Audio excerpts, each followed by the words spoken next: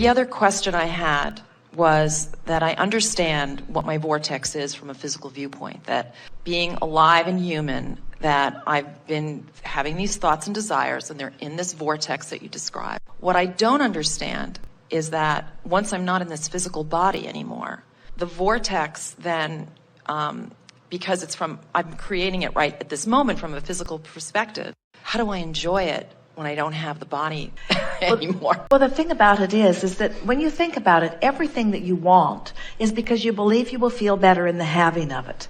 And at the heart, the true essence of everything that you want is an emotional thing. In other words, you want relationships because you want that feeling of co-creation, and that will always be there. Mm-hmm. You want vitality because you like that clear-minded focused, and that will always be there. You want a beautiful environment to live in because you like the comfort that is associated with it, and that will always be there. In other words, there isn't anything, we promise you, when you are no longer in your physical body, you will enjoy your vortex fully. In other words, you won't say, damn, if I only had a tongue so that I could enjoy this ice cream that I've accumulated there. It will not be like that at all. Thank you.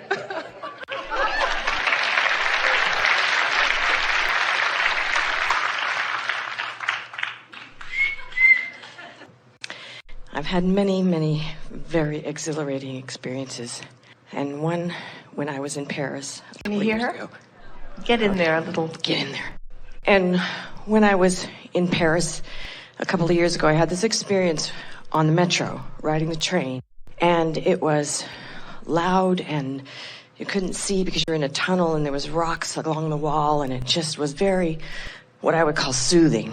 It was so loud you couldn't really hear. And I just found myself wanting to stay on there and ride again. And it's much like this ship, soothing beyond like thought. It feels as if my stream was moving so fast.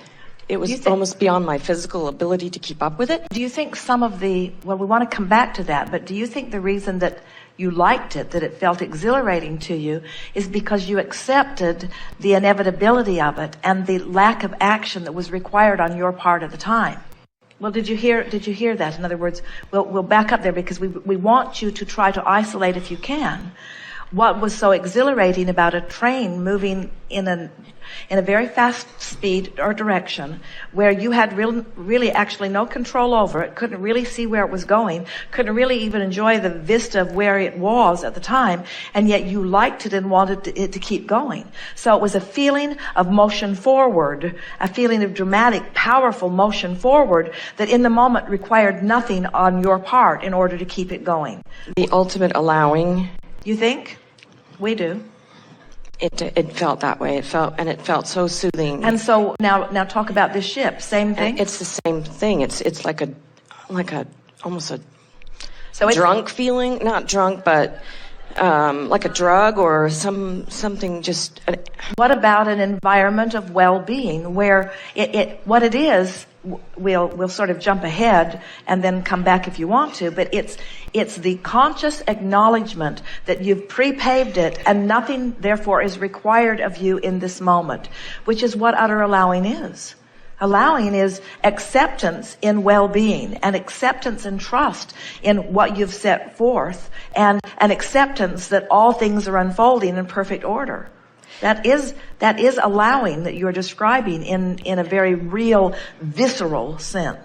And I liked what you were saying earlier about the meditation CD, and I've experienced different ways of feeling like meditating. Not, you know what I'm saying, is ways of getting in touch, and that was the question: is this sort of a feeling is the kind of feeling that I feel like I want to milk so that I can feel later when I have trouble with lots and lots of thoughts. Well, here's the thing. This train that you're describing, and let's call it this path of no resistance, is going to just keep moving faster and faster into more and more pleasing vistas for you.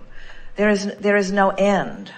And what you are describing is really an ultimate moment of being in the flow. In other words, that's the best in the flow description that anyone has offered so far. It's a feeling of being in the flow, not questioning where you're going, not questioning where you've been, just in the moment, in the flow.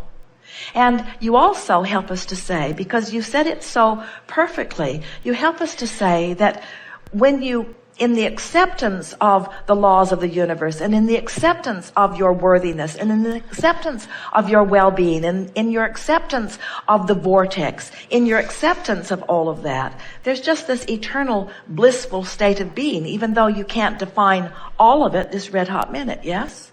And that you were starting to go there. What do you mean? You have so many thoughts.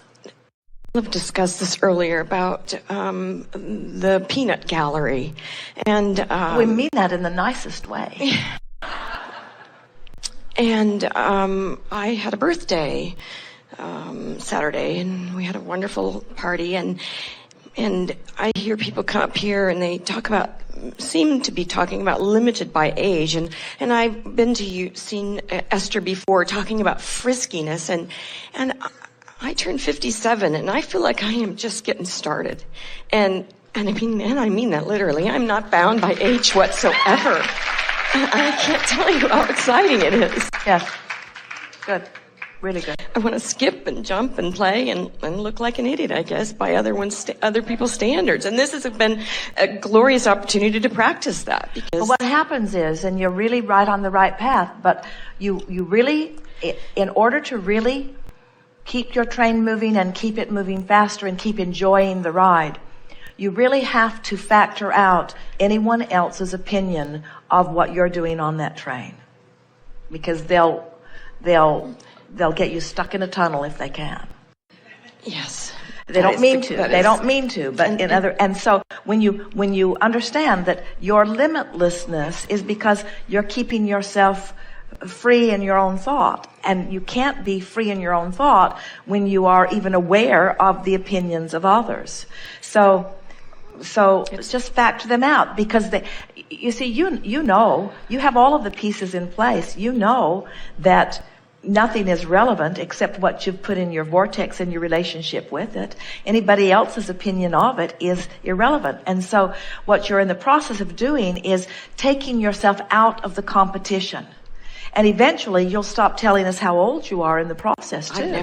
Because that will be irrelevant. In other words, when you talk about energy and alignment and resistance or allowing or energy in motion, the terminology like age doesn't enter in. Exactly. In other words, terminology like frequency does enter in. Terminology like emotion and feeling really enters in, but it only because we have introduced it to the subject. In other words, your planet is beginning to understand emotion in whole new ways as a result of the person-to-person exposure to resistance and allowing. In other words, it has become an undeniable concept of physics in your physical world. So just a whale. Tried to jump a lock. But I love it also what you were talking about, the emotion and the music, because I feel very drawn to music and moving my body. So that, I feel like I've discovered other ways to tune out the peanut gallery. Well, we want you to adore the peanut gallery. We want you to acknowledge the value of the peanut gallery.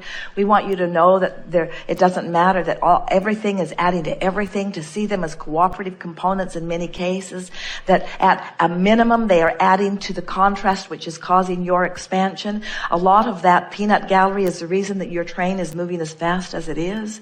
In other words, just sort of relax in all of it. But the factor for you that you're working on, the piece that you're smoothing out, is that none of you can be present in this physical body without having an awareness of having been observed by others. So you just have to practice your own view of yourself until it is so dominant that it overshadows any other perspective. And when you do that, you will be forever young. You will be forever well. You will be forever vital. You will be forever all of the things that you're wanting to be. But in the moment that you start factoring in what anybody else thinks about it, now you water down your own resolve. So we're talking about focus again, aren't we?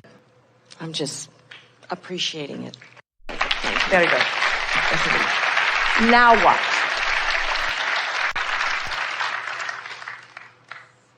Can I ask another question? I do love contrast enough that, and I do take the attitude of bring it on.